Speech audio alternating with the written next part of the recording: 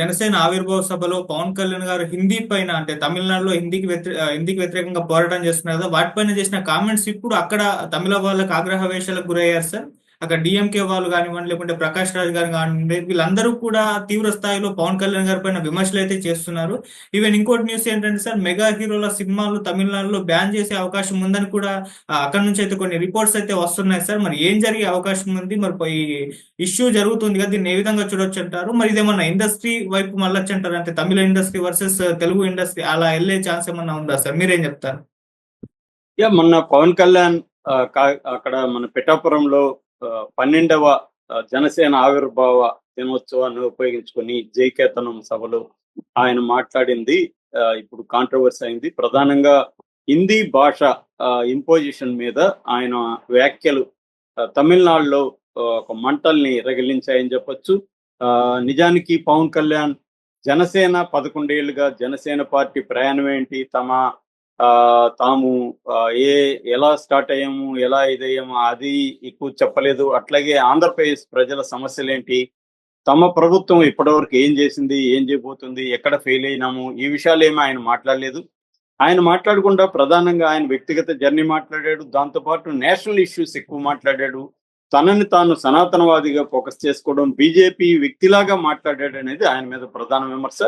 అంతటితో ఆగకుండా ఆయన ఆంధ్రప్రదేశ్కో ఇటు తెలంగాణకో పరిమితం అవ్వకుండా తమిళనాడు పాలిటిక్స్ లోకి ఎంటర్ అయిపోయి తమిళ జాతీయ ఉద్యమం, తమిళ భాషా జాతీయ ఉద్యమం అనొచ్చు, అంటే లింగ్విస్టిక్ నేషనలిజం అంటారు. ఆ లింగ్విస్టిక్ నేషనలిజాన్ని కూడా అవమానకరంగా మాట్లాడడం, వాళ్ళకేదో హిపోక్రైట్స్ వాళ్ళు అన్నట్టుగా ఆయన చెప్పాడు. వాళ్ళది హిపోక్రసీ. ఒక పక్క హిందీని వద్దంటారు, ఇంకొక పక్క హిందీ సినిమాలకి హిందీలోకి డబ్ చేస్తారు. ఇదెక్కడే ఈ లాజిక్ అని ఆయన తీవ్రంగా మాట్లాడారు. దాంతో తమిళనాడులో నుంచి డిఎంకే కావచ్చు, ఏడిఎంకే కావచ్చు, ఇంకొంతమంది మేధావులు కావచ్చు, ప్రకాష్ రాజు కావచ్చు, ఇలాగా తమిళ ద్రవిడ ఉద్యమాన్ని సపోర్ట్ చేసేవారందరూ తీవ్రంగా పవన్ కళ్యాణ్ మీద విరుచుకుపడ్డారని చెప్పొచ్చు. అసలు పవన్ కళ్యాణ్కి ఏమీ తెలియదు, ఇతనికి మేము ఏ రకమైన ఉద్యమం చేస్తున్నామో కూడా తెలియదు. మేము హిందీకి వ్యతిరేకం కాదు, ఫస్ట్ ఆఫ్ ఆల్ తమిళ వాళ్ళు హిందీకి వ్యతిరేకం కాదు. హిందీనే కాదు, ఏ భాషకి మేము వ్యతిరేకం కాదు. ఏ భాష నేర్చుకున్నా మాకు అభ్యంతరం లేదు. కానీ హిందీని మా మీద రుద్దడం, బలవంతంగా హిందీని రుద్దడం, హిందీ నేర్చుకుపోతే 2,000 కోట్లు మీకు కట్ చేస్తామని చెప్పడం, ఇలాంటి దాన్ని మేము వ్యతిరేకిస్తున్నాం. ఇది ఇప్పటిది కాదు, 1938లోనే అప్పటి కాంగ్రెస్ ప్రభుత్వం మా మీద హిందీని రుద్దాలనుకున్నప్పుడు తీవ్రంగా వ్యతిరేకత వచ్చింది. 1965లో హిందీ వ్యతిరేక ఉద్యమం జరిగినప్పుడు తమిళనాడులో అల్లకల్లోలం అయిపోయింది. దాదాపు 70 మంది చనిపోయారు. కొంతమంది పోలీస్ కాల్పుల్లో, కొంతమంది ఆత్మాహుతి కూడా చేసుకున్నారు.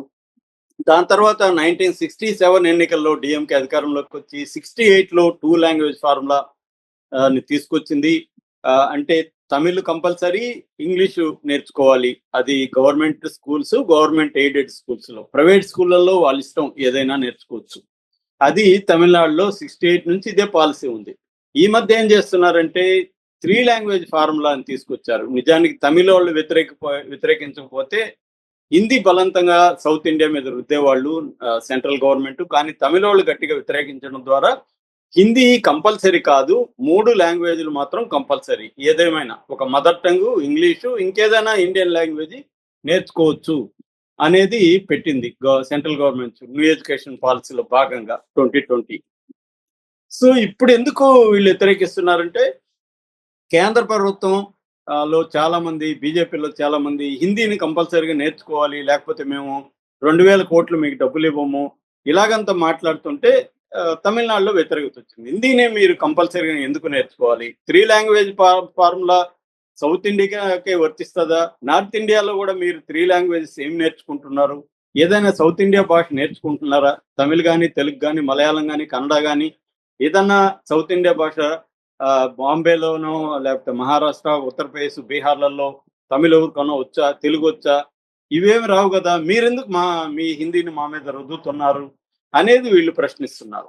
సో ఇంపోజిషన్ ఆఫ్ హిందీని మేము వ్యతిరేకిస్తున్నాం తప్ప హిందీకి మేము వ్యతిరేకం కాదు, హిందీ అనే భాషకు వ్యతిరేకం కాదు. హిందీ ఇంపోజిషన్ తో ఆల్రెడీ నార్త్ లో మైథిలి, కొంకణి, లేకపోతే రకరకాల గుజరాతీ, అలాంటి చాలా భాషలు, మైనర్ భాషలు, 25 భాషలు ఆల్రెడీ చనిపోయినాయి అనేది కూడా స్టాలిన్ చెప్తున్నారు.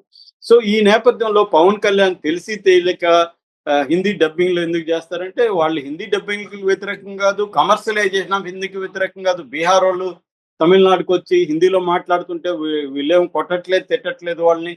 ఆ తమిళ వాళ్ళ ఇదేంటంటే ఇంపోజ్ చేయొద్దు హిందీని అని తప్ప, హిందీ భాష నేర్చుకుంటే వాళ్ళేమి అబ్జెక్ట్ చేయరు. నిజానికి ఇప్పుడు మనకి చూస్తే కూడా ఎక్కడికక్కడ చిన్న చిన్న ఊర్లలో కూడా నార్త్ ఇండియన్స్ వచ్చేసారు. ఒరియా వాళ్ళు, బీహార్ వాళ్ళు, ఉత్తరప్రదేశ్ వాళ్ళు రకరకాలుగా వచ్చేసారు. సో వాళ్ళందరితో మనం అంతా ఇక్కడ హిందీలోనే కదా మాట్లాడుతున్నాం. వాళ్ళని తెలుగు నేర్చుకొని ఎక్కడన్నా మనం ప్రెజర్ చేస్తున్నామా, కొడుతున్నామా, తిడుతున్నామా? మనమే కష్టాలు పడి హిందీ నేర్చుకొని డిక్షనరీలు చూసో, ఇంకోటి చూసో, ఆన్లైన్ లో చూసో, యాప్ల్లో చూసో మనమే హిందీలో కమ్యూనికేట్ చేస్తున్నాం. చాలా మందికి హిందీ రాదు. ముఖ్యంగా రాయలసీమ వాళ్ళకి హిందీ రాదు. అక్కడ ఆంధ్ర వాళ్ళకి ఒరియా కొంత వచ్చు కానీ హిందీ రాదు. తెలంగాణలో కొంత హిందీ వచ్చు. సో ఇలాంటి ప్రాబ్లమ్స్ అంతా మేము నార్త్ ఇండియా వెళ్ళినా మేమే హిందీ నేర్చుకోవాలి. వాళ్ళు మన ప్రాంతాలకు వచ్చినా మనమే హిందీ నేర్చుకోవాలి. ఇది ఎక్కడే ఇది? మీకు అంత జాతీయ ఐక్యత ఈ కథలన్నీ మాట్లాడేటప్పుడు మీరు కూడా 2 భాషలు నేర్చుకోండి. నా పర్సనల్ ఎక్స్పీరియన్స్ ఉంది. నేను బాంబేలో 6 నెలలు ఉన్నాను మధ్యకాలంలో. ఒక్కడికి నా చుట్టూ ఉన్న వాళ్ళకి ఎవరికి ఇంగ్లీష్ కూడా రాదు. చచ్చినట్టు హిందీలోనే మాట్లాడాలి. మనకేమో వాళ్ళ హిందీ అంత ఎఫిషియెంట్గా రాదు. ఏదో మినిమం తోడ లెఫ్ట్ లేలో, తోడ రైట్ లేలో ఇవి తప్ప మనకి ఎక్కువ రాదు. మంది వాళ్ళకి తెలిసిపోతుంది హైదరాబాదీనా అంటారు. అట్లాగే ఢిల్లీలో నేను ఆ మధ్య 2-3 ట్రిప్పులు ఢిల్లీకి వెళ్తే అక్కడ ఎంపీలు, పార్లమెంట్ ఎంపీ ఇంట్లో నేను ఉన్నాను. మధ్యప్రదేశ్ ఎంపీ. ఆయనకి ఎంఏ చదివాడు. ఆయనకి ఇంగ్లీష్ ఒక ముక్క రాదు. మనం ఇంగ్లీష్లో మాట్లాడితే అర్థం కాదు. ఆయన పిఏకి రాదు, ఎవరికి రాదు. మళ్ళీ అందరూ ఎంఏలు, ఎంఎస్సీలు చదివామని చెప్తారు. ఒక్కడికి ఇంగ్లీష్ రాదు, వేరే భాష అసలు రాదు. పైగా మనం తెలుగోడని కూడా అంటారు, మద్రాసి అంటారు. సో ఇది దీన్ని వ్యతిరేకిస్తున్నారు తమిళోళ్ళు. అది పవన్ కళ్యాణ్ బీజేపీ వాళ్ళలాగా మాట్లాడి ఇరుక్కున్నాడు. దాంతో మళ్ళీ ఒకప్పుడు ఆయనే హిందీని మా మీద రుద్దద్దని చలసాని నరేంద్ర ఆర్టికల్ రాస్తే దాన్ని ఆయనే షేర్ చేసి నార్త్ ఇండియా వాళ్ళు గుర్తుపెట్టుకోవాలి, మీ ఇది పనికిరాదు, ఇంపోజిషన్ పనికిరాదని ఆయనే పెట్టాడు. దాన్ని ఇప్పుడు షేర్ చేశారు. షేర్ చేస్తే మళ్ళీ ఆయన ట్వీట్ చేశాడు, నేను హిందీ ఇంపోజిషన్కి వ్యతిరేకం, హిందీకి కాదు. అట్లాగే హిందీని గుడ్డిగా మన మీద రుద్దొద్దు, గుడ్డిగా మనం హిందీని వ్యతిరేకించొద్దు అన్నాడు. మంచిదే, కరెక్ట్ ఆయన చెప్పింది. మరి వాళ్ళు చేసేది అదే కదా. తమిళోళ్ళు గుడ్డిగా వ్యతిరేకించట్లేదు. తమిళోళ్ళు ఇంపోజిషన్ ఆఫ్ హిందీ, ఫోర్స్ఫుల్ గా మా హిందీని మీరు నేర్చుకోవాలి, లేకపోతే మీకు ఫండ్స్ కట్ చేస్తాము అని చెప్పడాన్ని తమిళోళ్ళు వ్యతిరేకిస్తున్నారు. ప్రకాష్ రాజ్ అయితే ఇంకా ఎక్స్ట్రీమ్కి వెళ్ళి ఇది జనసేన కాదు భజన సేన, ఈయన భజన సేనాధిపతి అని కూడా మాట్లాడాడు. ఎందుకంటే పవన్ కళ్యాణ్ లో ఈ మధ్య ఎక్స్ట్రీము ఇది కనబడుతుంది. చెగుబేరాన్ని ప్రేమించిన పవన్ కళ్యాణ్ ఇవాళ సనాతన ధర్మంలోకి వెళ్ళిపోయి బొట్లు పెట్టుకొని కండువాలు వేసుకొని బీజేపీ వాళ్ళ కంటే కూడా ఎక్కువగా హిందూ మతవాదాన్ని మాట్లాడుతున్నారు. ఒకప్పుడు వాళ్ళ నాన్న దీపంలో సిగరెట్ ముట్టించుకున్నారు, మా ఇంట్లో అందరూ హేతువాదులు అని చెప్పిన వ్యక్తి ఇవాళ మా నాన్న రామజపం చేసేవాడు, ఆ రామజపం నాకు కూడా నేర్పించాడు. చిన్నప్పటి నుంచి ఆయన ఏది చెప్పినా చిన్నప్పటి నుంచి అంటాడు ప్రతిదీ. అలాగే చిన్నప్పటి నుంచి ఈయన రామజపంలో పెరిగానని సనాతనవాది అని చెప్పేస్తున్నాడు. నిజానికి నాగబాబు దేవుడు లేడని ఆయన చెప్పాడు. చిరంజీవి ఇంటర్వ్యూలలో చెప్పాడు దేవుడిని నేను నమ్మట్లేదని. పవన్ కళ్యాణ్ వాళ్ళ నాన్న గురించి చెప్పాడు, కమ్యూనిస్ట్ మా నాన్న అని. ఇలాగంతా మాట్లాడి ఇప్పుడు మేము చిన్నప్పటి నుంచి రామనామ జపంతో బతుకుతున్నాం మా ఫ్యామిలీ అంతా అని మనల్ని నమ్మించడానికి ట్రై చేస్తున్నాడు. అంటే ఇంత నిస్సిగ్గుగా ఒక పక్క ఆయన వీడియోలే ఉన్నాయి, సిగరెట్ ముట్టించుకున్నాడు అని. మళ్ళీ వచ్చి ఇంకొక వీడియోలు, ఈ 2 వీడియోలు పెడితే అతను ఓసరవెల్లి కంటే కూడా ఎక్కువగా రంగులు మార్చుకుంటున్నాడు. అందరూ రాజకీయ నాయకులు ఇలాగే ఉన్నారు. పవన్ కళ్యాణ్ మనమేమి ఎక్స్పెక్ట్ చేయాల్సి, మళ్ళీ ఆయనకు కూడా ఎప్పటికీ అవసరాలని, రాజకీయ అవసరాలు, తన వ్యక్తిగత అవసరాలను బట్టి ఆయన మార్చుకుంటాడు. ఎప్పుడు కూడా పవన్ కళ్యాణ్ క్లారిటీ ఏంటంటే తనకు అధికారం రావాలనేది క్లారిటీ తప్ప, తాను సీఎం కావాలి, తన అధికారంలో భాగం కావాలి అనే క్లారిటీ తప్ప మిగతా వాటిల్లో ఆయనకు అనవసరం. ఆయన ఏది కావాలంటే అది మార్చుకోగలడు. మళ్ళీ కూడా రేపు పొద్దున ఆయన కమ్యూనిస్ట్ నేను అని అనకపోతే మనం ఆశ్చర్యం లేదు. ఎందుకంటే రేపు పొద్దున బీజేపీ అక్కడ ఓడిపోయి కాంగ్రెస్ అధికారంలోకి వచ్చి కాంగ్రెస్ ఇంకా అవసరం ఏర్పడితే అప్పుడు మళ్ళీ ప్లేట్ ఫిరాయించేస్తాడు. సెక్యులరిస్ట్, నేను చిన్నప్పటి నుంచి మా ఇంట్లో సెక్యులర్ వాతావరణం ఉండేది, అన్ని మతాల వాళ్ళు, ముస్లింలు కూడా మా ఇంట్లో వచ్చి తినేసిపోయేవాళ్ళు. ఈ కథలు మళ్ళీ చెప్తాడు ఆయన. కాబట్టి ఇవాళ ఎవరు కూడా పవన్ కళ్యాణ్ మాటలు నమ్మే ప్రసక్తి లేదు. కాకపోతే తమిళోళ్ళు గట్టిగా తీసుకున్నారు. అందుకని ఇప్పుడు ఒక మాట వినిపిస్తుంది, ఈ మెగా కాంపౌండ్ వాళ్ళ సినిమాలంతా తమిళ్లో బైకట్ చేస్తారని. ఎందుకంటే తమిళ్లో కొంత ఎక్స్ట్రీమ్ వ్యవహారం ఉంటుంది లాంగ్వేజ్ సంబంధించి. కొంత అది మూర్ఖత్వం అని కూడా అనొచ్చు మనం కొన్ని విషయాల్లో. అంటే ఇప్పుడు బస్ అంటాం, దానికి కూడా పేరుందో ఏదో ఉంది, తమిళ్లో పదాలు పెట్టేస్తారు, మామూలు పదాలు కూడా. కానీ తమిళ్లో కూడా అందరూ తమిళ్ నేర్చుకుంటున్నారు. ఆ మధ్య నేను ఒక తమిళ టీచర్ ఇంటికి వెళ్ళాను, పెద్ద ఆయన ఇంటికి. నేను తమిళ్ ఉంటున్నప్పుడు వెళ్ళాను ఆయన సలహాలు. అక్కడ ఒక లెక్చరర్ వచ్చింది, వాళ్ళ ఎదురింటి ఆమె, వాళ్ళ బంధువు. ఆమె నేను తమిళ్ నేర్చుకునేది చూసి ఆమె షాక్ అయింది. ఏంది మీరు తెలుగు వాళ్ళు తమిళ్ నేర్చుకుంటున్నారంటే, మీకు రాదా అంటే, నాకు రైటింగ్ రాదండి, మాట్లాడతాను అంతే అని చెప్తుంది తమిళామె. సో అలాగా ఇప్పుడు వచ్చిన జనరేషన్ ఏంటంటే మోస్ట్ ప్రాక్టికల్ జనరేషన్. వీళ్ళకి దేశభక్తులు ఇవన్నీ పైకి చెప్తారు తప్ప ఏది అవసరమో అదే నేర్చుకుంటారు. ఇవాళ మనం చూస్తున్నాం, మన ఛానల్లో పనిచేసే వాళ్ళు కావచ్చు, మిగతా వాళ్ళు కావచ్చు, వాళ్ళకి తెలుగు రాదు, ఇంగ్లీష్ రాదు. సో బేసిక్ మన మాతృభాషే సరిగా నేర్పించలేకపోతే హిందీ ఎక్కడ నేర్పిస్తాం? అది బర్డన్ అన్నమాట. అందుకనే 2 లాంగ్వేజ్ పాలసీలతో తమిళనాడు ఎడ్యుకేషన్ లో నెంబర్ 1 లో ఉంది.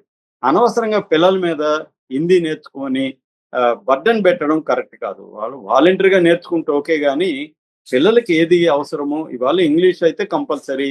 ప్రపంచంలో జాబులు చేయాలంటే ఇంగ్లీష్ కావాలి. హిందీ నేర్చుకొని ఏం చేస్తాం మనం? మెయిన్ హిందీ వాళ్ళ నార్త్ వాళ్ళు మన దగ్గరికి వస్తే వాళ్ళతో మాట్లాడడానికి హిందీ, అది 4 ముక్కలు నేర్చుకుంటే సరిపోతుంది. ప్లంబర్తో, ఆటో డ్రైవర్తో, షాపులు పోయి ఈ కితన తోడ కంకరో ఇట్లాంటి పదాలు నేర్చుకుంటే సరిపోతుంది. హోటల్లో పోయి ఏదే ఏదే వాటర్ పానీదే ఇలాంటివి చెప్తే సరిపోతుంది. అక్కడ ఇంగ్లీష్ ఉన్నా కూడా నడిచిపోతుంది. కాబట్టి మనకేమీ నిత్య జీవితంలో హిందీ అవసరం లేదు. ఒకవేళ మనం నేర్చుకోమంటే వాళ్ళు కూడా మన భాష నేర్చుకోవాలి. అది నేర్చుకోకుండా మనల్ని నేర్చుకోమండం అంటే ఖచ్చితంగా అది తమిళోళ్ళు చెప్తున్నట్టుగా హిందీ ఇంపీరియలిజం అవుతుంది. పవన్ కళ్యాణ్కి ఇవన్నీ తెలియవని కాదు, అతని రాజకీయ ప్రయోజనాల కోసం ఎప్పటికీ ఏది అవసరమో అది మాట్లాడతాడు. Okay sir. Thank you so much.